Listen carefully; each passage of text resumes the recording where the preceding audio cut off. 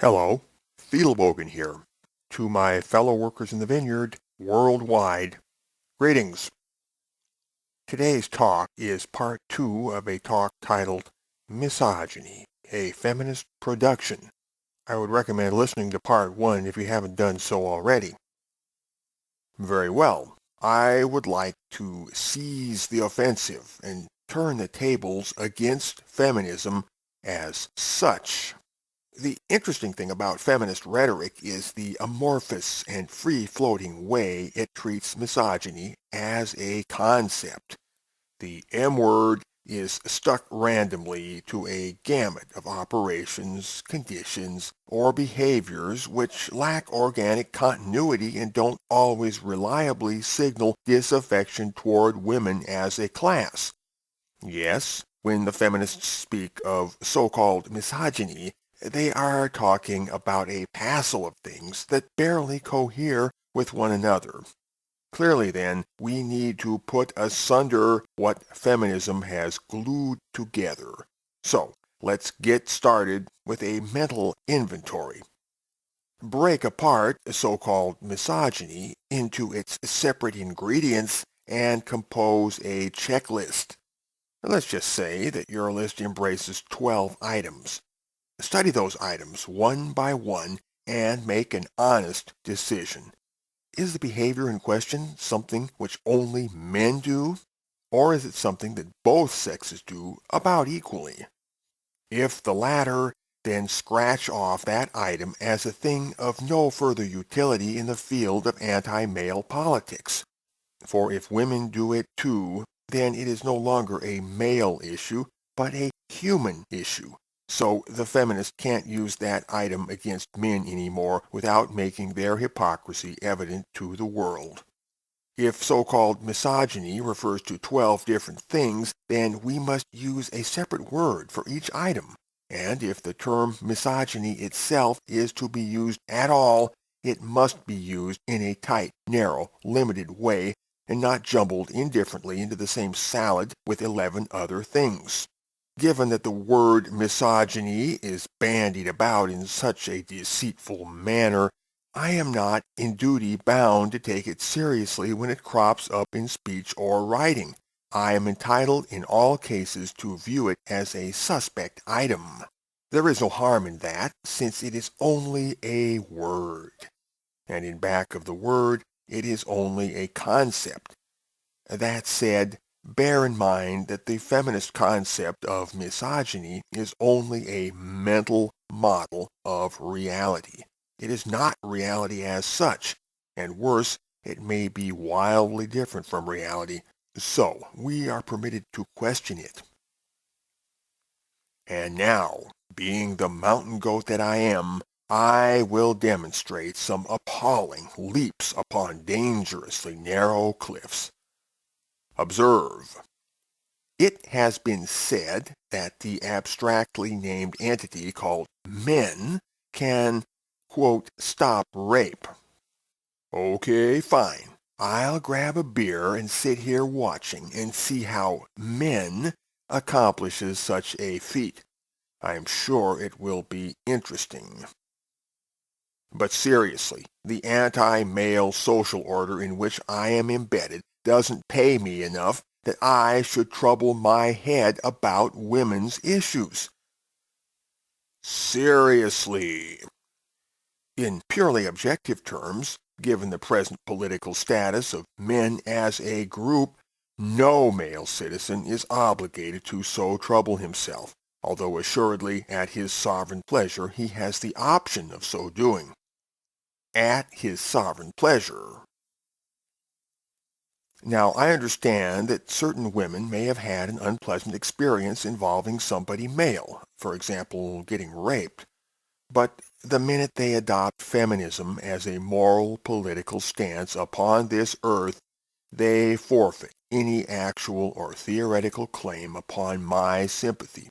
And such a counter-feminist reaction on my part, in light of its narrowly political constriction, cannot be accurately deemed misogynistic.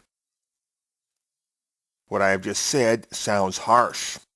However, it is an asperity which permits of no egress. I am simply describing the objective state of the world as my conscience guides me to do, and I, being a man of conscience, can do no less. So, are we to believe that disaffection toward the opposite sex exists only among one sex? If misogyny exists among men, what constrains us to assume that no mirror counterpart exists among women? Which is the more extraordinary claim, that such feelings occur in both sexes, or that they occur in one sex only? To be honest, I could as easily credit the latter claim as believe that X volume of water poured onto a dead level surface and spreading in the natural way would halt arbitrarily at some straight-edged boundary with nothing purely topographical holding it in check. Very well. My customary modus operandi is to lean with the more plausible explanation. And as it happens in this case, experience lends further weight, given that my personal observation of the class of females called feminists leaves me in no doubt that the female counterpart of misogyny is alive and well upon our planet. So, if such feelings occur in both sexes, how can we hope to rationalize the inordinate, one-sided attention focused on the male version of this syndrome and the virtual green light given to the female version? If we cannot properly rationalize this, I think we can at least partly explain it.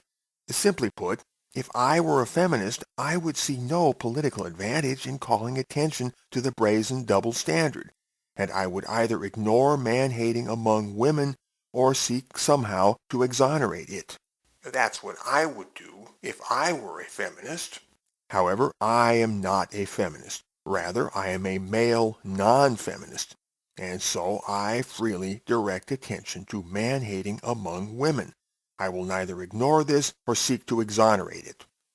And two, I candidly acknowledge the existence of men who dislike women and will testify that I have occasionally met such individuals.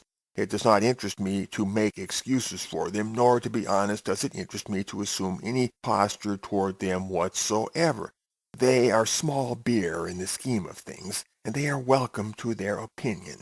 Thought is free. A man's mind is his castle, and I wouldn't dream of intruding because I am not a totalitarian. And, seeing that so-called misogyny is socially interdicted while its counterpart misandry is socially licensed, I cannot, in good faith, conjure up any moral urgency about so-called misogyny. If men are saying snarky things about women, then, given that an equal but opposite traffic flows from the female side as well, I can't honestly see what the problem is. The currents balance each other and cancel out to something like zero. So I wash my hands of it. All of it. Misogyny, whatever the exact meaning of that term, can fend for itself. I shall neither help nor hinder. It is no worry of mine. Yes, men and women sometimes snark about each other. They sometimes take cheap shots at each other. They sometimes take the low road with each other. That's life. Get used to it. However, some men and women rarely or never partake in such games, while others, it might seem, do little else. Between those endpoints stretches a varied continuum, and I, the present speaker, being an ethereal philosopher with an elevated viewpoint, find the snarking entirely pointless. However, if the case goes beyond mere snarkery to the point of physical violence or some egregious offense, then I would recommend the alleged offender be given due process in a court of law under applicable statutes. Such offenses may or may not flow from a misogynistic mindset, but they are not misogyny in themselves and must be considered separately. At all events, I will use context sensitivity in every case, whether or not to align with any feminist moral injunction. So rather than apply feminist ideology as a template or filter, I will formulate my judgment upon the existential factuality of the matter at hand, which could differ wildly from case to case. In the instance of a word trick like misogyny, I will assess as I deem fitting and not allow feminist semantics to cloud my understanding. In this manner, I will assert the vitality of non-feminist agency and autonomy. If so-called misogyny is the only weapon men have got, then make no mistake, they will use it. It would be fatuous to expect otherwise. For if men and things male are under siege in society at large, it is only natural that certain men will mount a critique of women by way of counterattack, and that this critique will sometimes have the character of misogyny imputed to it by others, especially by feminists who are trigger-happy that way. But such are the inevitabilities, and I, the present speaker, can assume no responsibility for this. I will suavely counsel men to go easy on the woman-bashing rhetoric, but there is a limit to how far I will venture in the field of admonition. It is no task of mine to be a feminist enforcer. If the feminists don't like what disaffected men are saying, they are free to speak for themselves in their accustomed manner, as they have always done. They certainly don't need any help from me. So, what really is misogyny? Would it be propagating the idea that women are the problem in the same way that feminism propagates the corresponding idea about men? Men are the problem. The more you propagate that idea through the culture, the worse the problem will become. I, the present speaker, take no responsibility for any dysfunctional male behavior en masse which may afflict the world in years to come if these words go unheeded. I wash my hands of all that. And that concludes part 2 of the present talk.